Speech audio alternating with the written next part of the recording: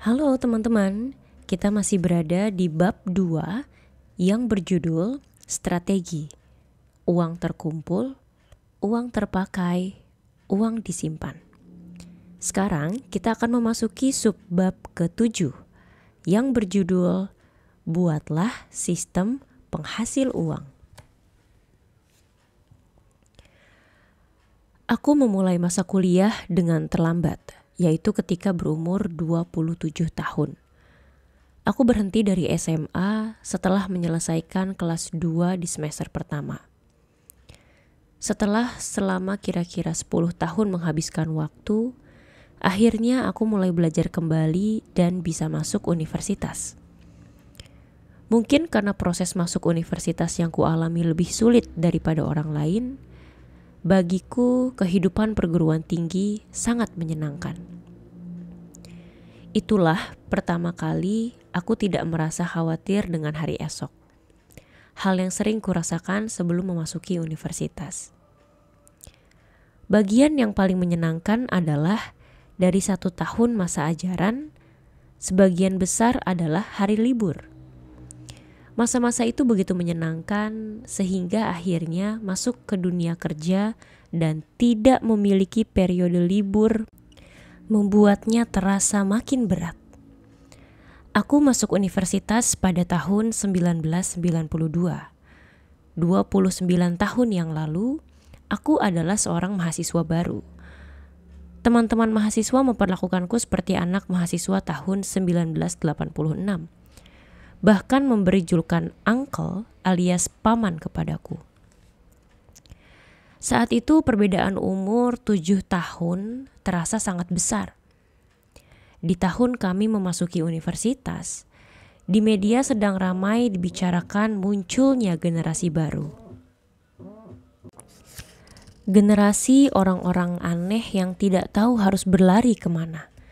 Generasi itu disebut generasi X.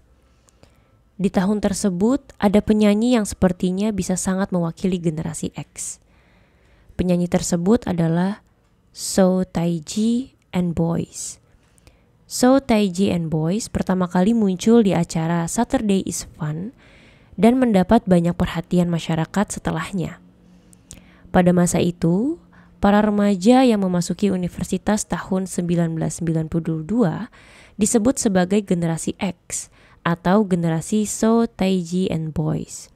Grup tersebut tiba-tiba muncul seperti turun dari langit.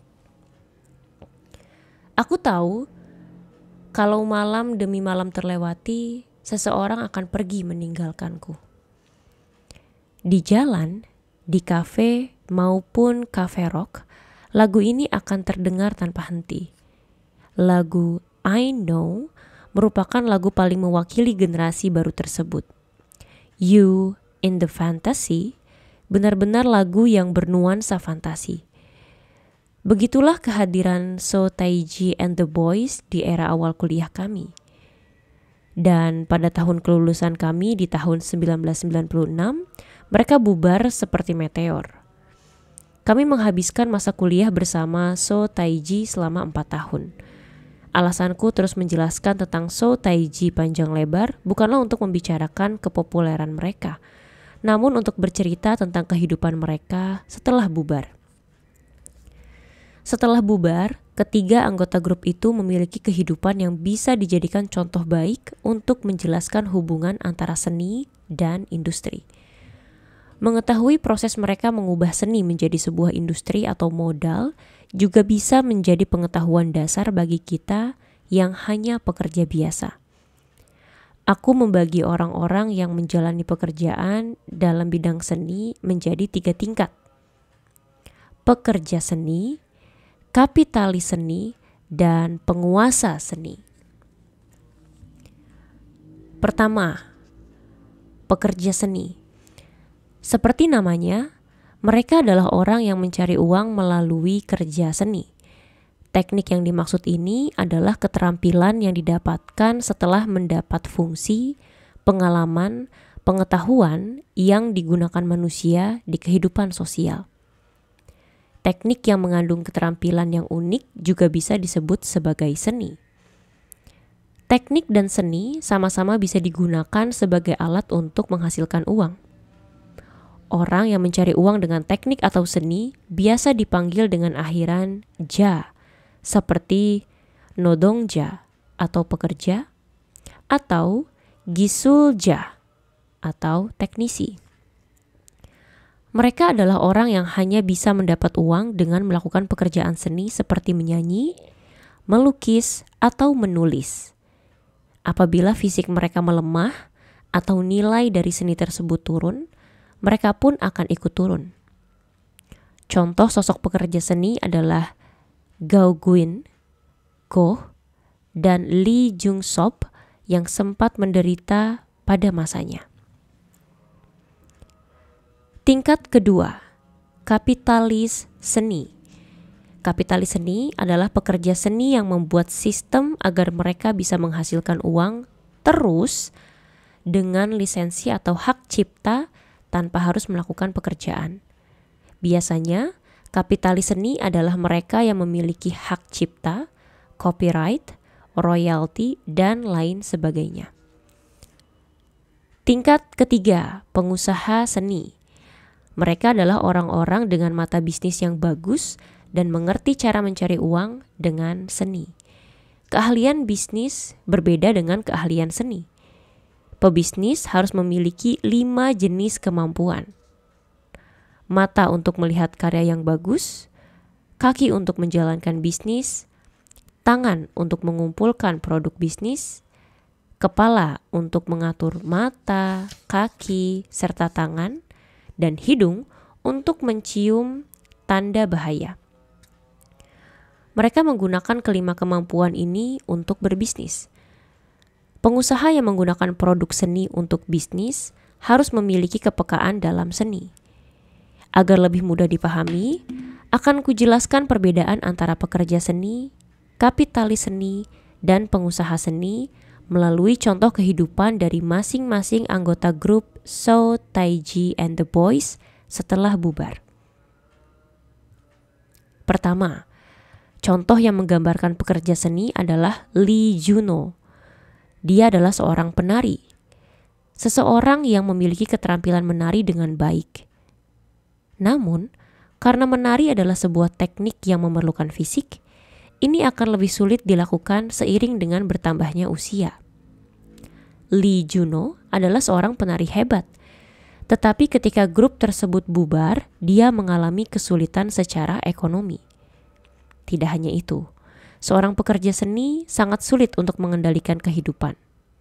Mereka adalah orang yang akan pertama kali hancur ketika menemui krisis atau kesulitan.